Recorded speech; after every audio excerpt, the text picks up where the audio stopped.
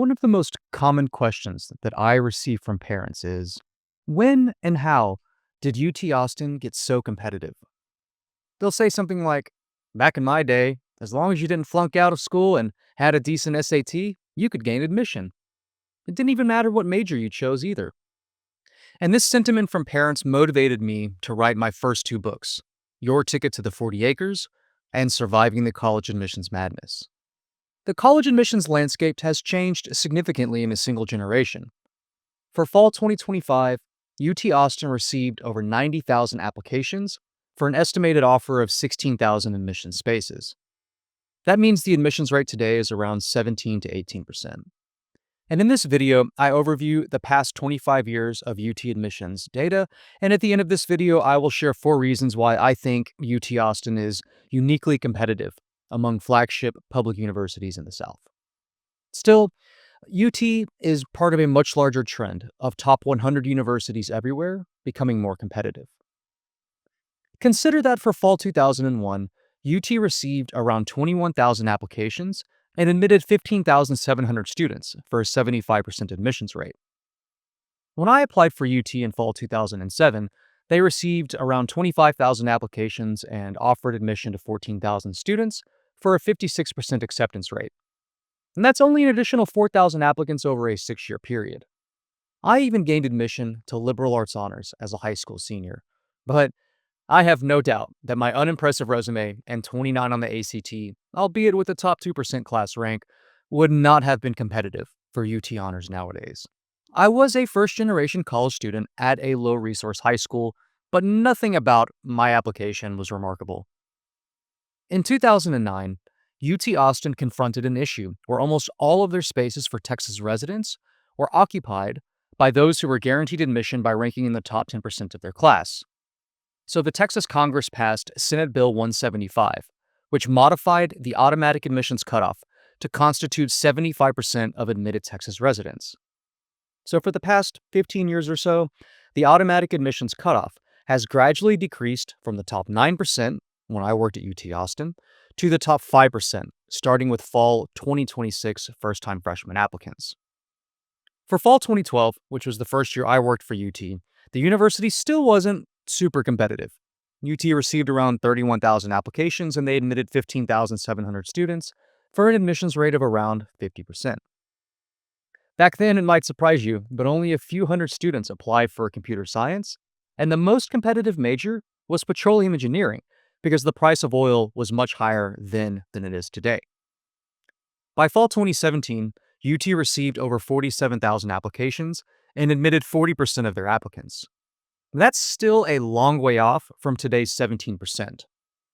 And for fall 2020, which was the last pre-COVID admission cycle, UT received 53,500 applications, but then by 2 years later, fall 2020, that number had increased to 66,000. UT Austin added 7,000 more applicants the following year for fall 2023, so the rate of change has accelerated significantly in the past 5 years. One reason I think UT is becoming increasingly competitive is that a similar number of high-achieving applicants are applying to way more universities.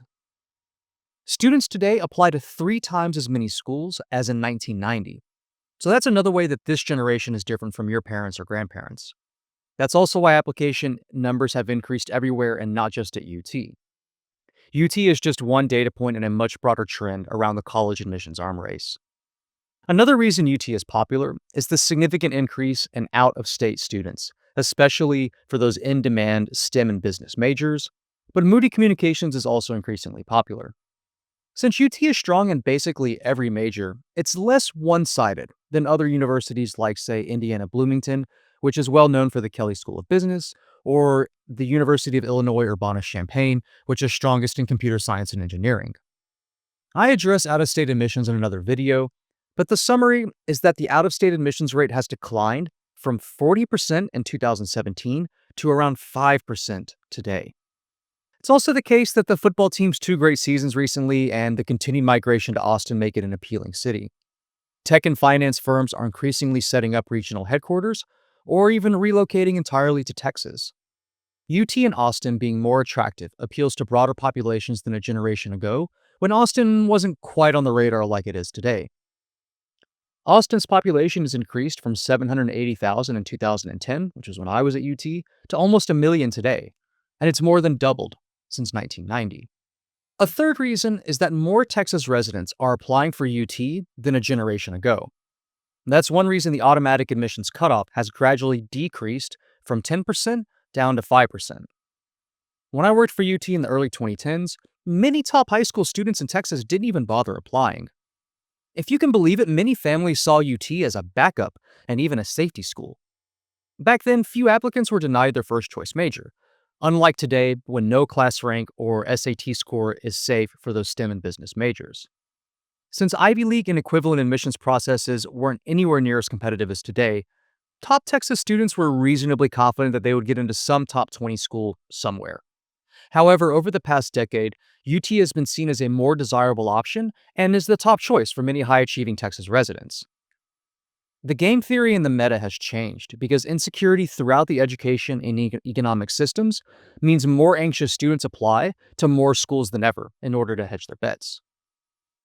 Most students are lucky to gain admission to a single top 50 university. The final reason I think UT and universities everywhere are becoming more competitive is aggressive marketing and recruiting techniques. I dedicate a chapter to these corporate type marketing schemes in my Surviving the College Admissions Madness book, but still, big data and AI allow UT's marketing and communications team to target families in more precise ways than ever before. They aim to drive application numbers as high as possible to elevate their prestige on college rankings lists like US News and World Report.